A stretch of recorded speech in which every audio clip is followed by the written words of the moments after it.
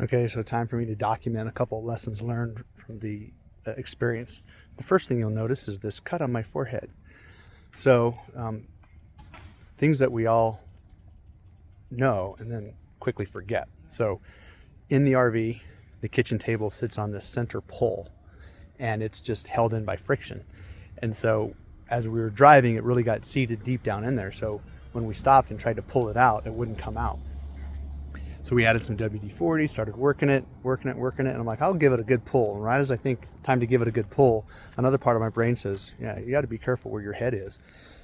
But I couldn't listen to that quickly, so I snatched the pull out and it hits me right in the head.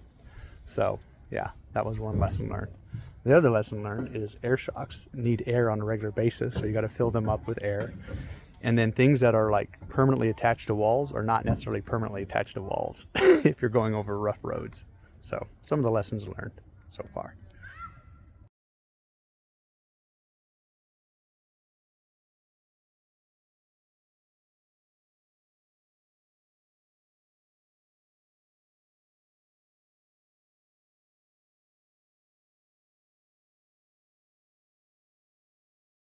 Hello, good morning. So I'm out here at the laundromat. Um, I hadn't, done laundry in about a week, so I'm like, for these washing machines, about 2.5, 3 loads of laundry. When I get down here, and of course, there's only 3 laundry machines in the entire place, and there's over 200 probably cam spots. So out of the 3, one was broken. So there's 2 that's working, and out of those 2, they're both filled dirty clothes, not washing or anything. So I'm like sitting here, I'm like kind of a little frustrated, waiting. 20 minutes pass, no one shows up. At first, I had thought that they were washed already, but they were just sitting there. So I was like, if no one shows up soon, I'm just gonna put them in the dryer.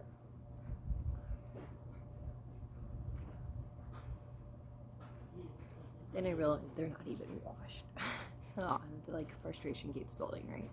And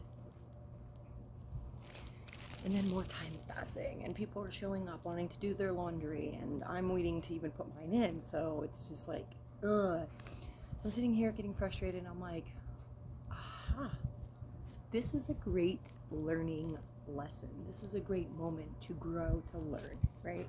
And so I had this thought of, oh my God, this could be a blessing. So take your laundry soap, put some in these wash machines, and wash these clothes for these people.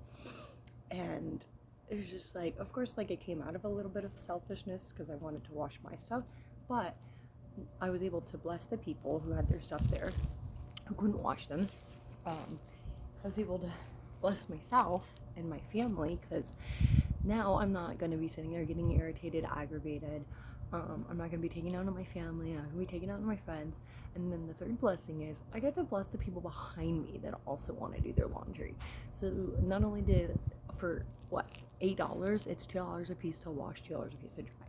So not only did I put the soap, wash the stuff, and when it was done, throw it in the dryer. I left a little note saying thank you for allowing me to bless you today.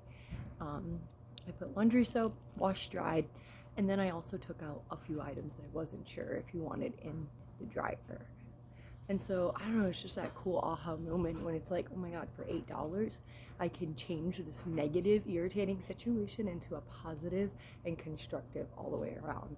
So, yeah, that was just like a lesson that I had this morning, wanted to share, wanted to enjoy. So,